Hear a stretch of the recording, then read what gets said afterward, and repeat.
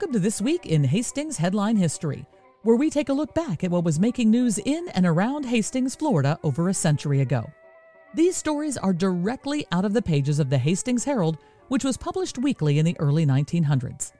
It's fascinating to hear what they were talking about, as well as how they spoke in their articles from over 100 years ago.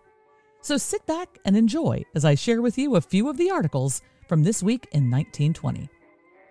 Monument raised to General Loring. The Anna Dummett chapter of Daughters of the Confederacy supervised all the details concerning the removal of the remains of the late General William Wing Loring from the lonely hillside beyond Evergreen Cemetery to a place beneath the foundation of the Loring Memorial, now being erected in the Federal Building Park under a special permit from the United States government. The remains were reverently disinterred and carefully replaced in a small burial casket. The pieces of the sword which General Loring's Chief of Staff, Colonel Mallory, had broken and dropped into the grave in March 1887, and the scabbard were also placed in the small casket. The nameplate of the original casket was recovered, carefully cleaned and brightened, and attached to the new burial case. It proved to be of burnished copper, and for the inscription, General William W. Loring died December 30, 1886.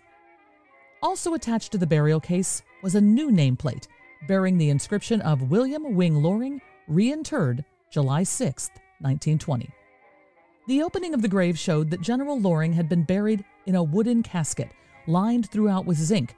A brick vault had been built about 4 feet up from the bottom of the grave, but had been covered with wood instead of having been bricked over. Some of the silk and lining of the casket was intact, and pieces of the flags which had covered the body still showed the colors and design so as to be clearly recognizable. These fragments were also placed in the burial case. A real detective story in Hastings. This is a tale of a shirt, not a shirt tail, for it's the shirt's neck that figures the most prominently in the episode, and around that neck may have been clustered no less personages than the officials of the J.B. Hughes store and Marshal Charles E. Greene, while it has been sheltering the neck of a citizen of Hastings, Fred Johnson. Somewhere back in the rush and scurry occasioned by the recent potato season, whoever it is that opens up the Hughes store in the morning discovered that somebody had beaten him to it. He not only found that the rear window pane had been broken and the window opened, but also that several of the store's choicest shirts, together with a collection of cuff buttons, noisy socks, and other details of wearing apparel generally termed gents' furnishings, vanished. Marshal Greene was immediately notified of the abduction, and in the presence of any definite clue, the marshal set himself and the Hughes clerk the task of scrutinizing any local citizen who blossomed forth in new apparel. The search went unrewarded until last Saturday night, when one of the Hughes clerks discovered what he thought to be one of the missing garments. At the time of its discovery, the shirt contained Jim Williams, who upon being questioned asserted that he had purchased it in Savannah. Marshal Greene was called and Jim was conducted into the store, where he was given a modified third degree. After a certain amount of questioning, he recollected that it was not in Savannah he bought the shirt, but in Hastings, the transaction having occurred in front of the bank and the seller having been Fred Johnson, who worked on the Epps farm. His statement that the purchase was made in Hastings was substantiated by the discovery of the Hughes cost mark inside the shirt's neck. After having been placed in the local Bastille, Marshal Greene and manager T.B. Glass proceeded to the Epps farm, where they inquired of the sharer of Fred's joys and sorrows as to whether or not he had recently purchased any shirts.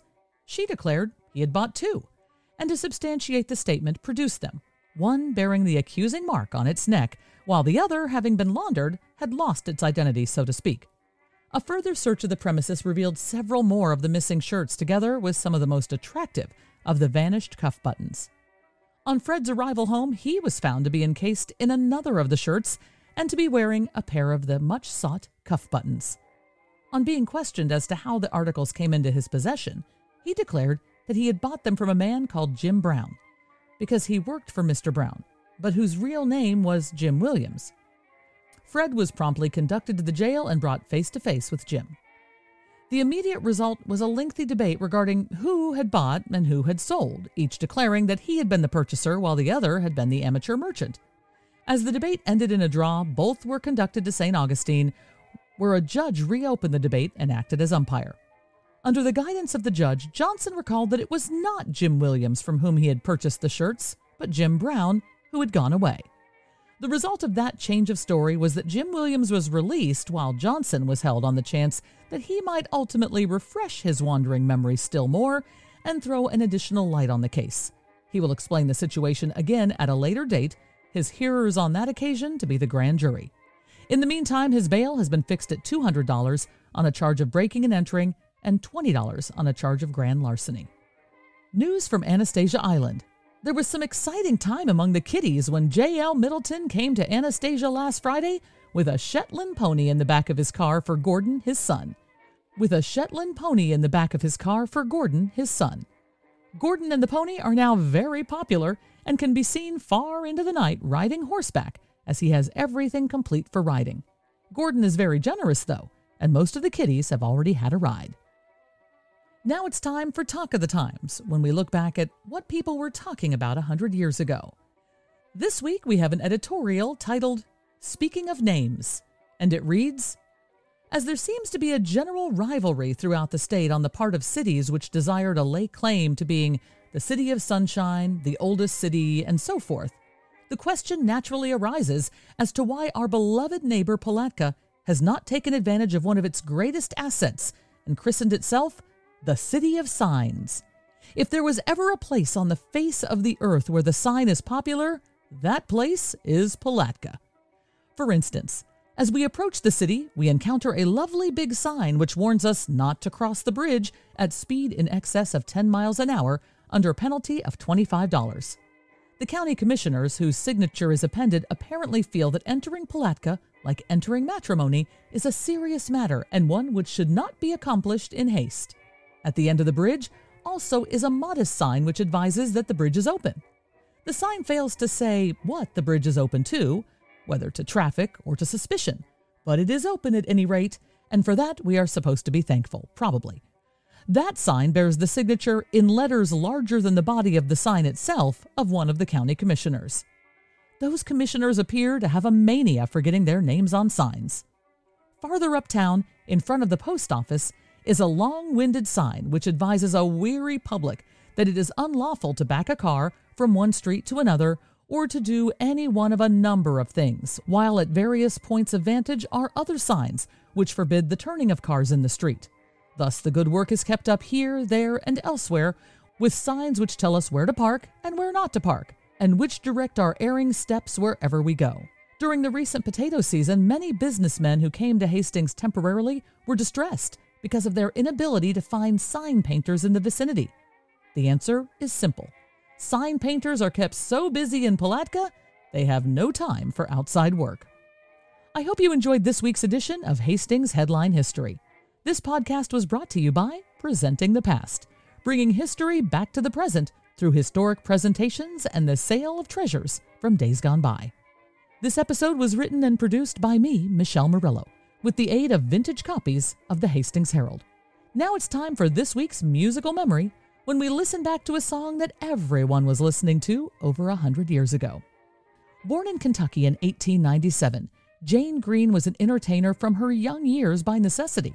When she was 8 years old, her parents divorced, and her mother moved to Los Angeles. When she got a little older, Jane and her brother Fred would head out onto Spring Street and entertain people that were passing by, hoping to be tossed a little spare change. They were known by many as those Kentucky kids. Her street performances opened a door to stage performance.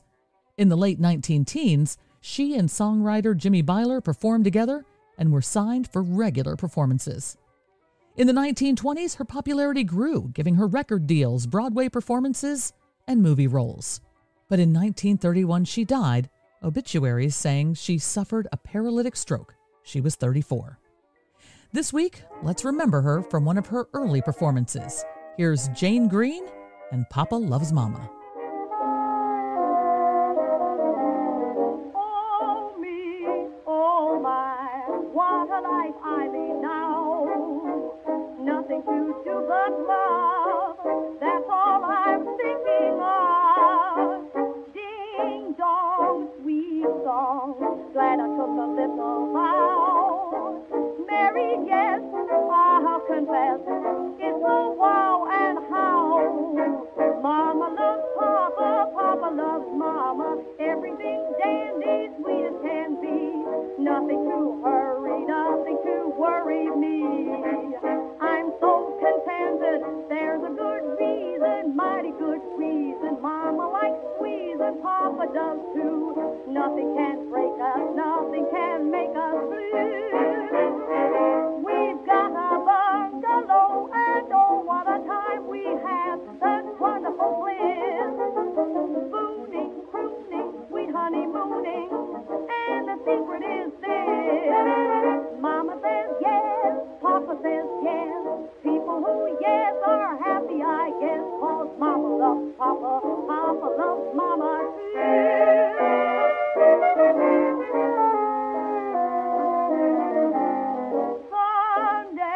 on Monday.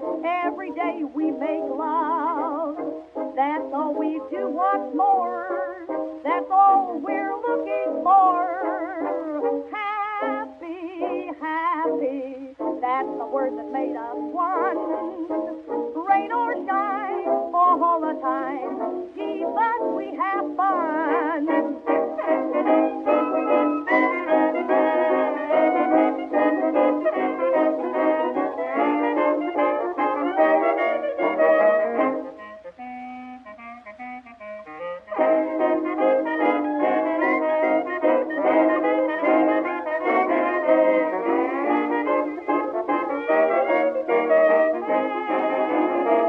I'm here to say that every day is a gay one filled with wonderful bliss. Here's good news, I'm through with the blues. It's true, the secret is this.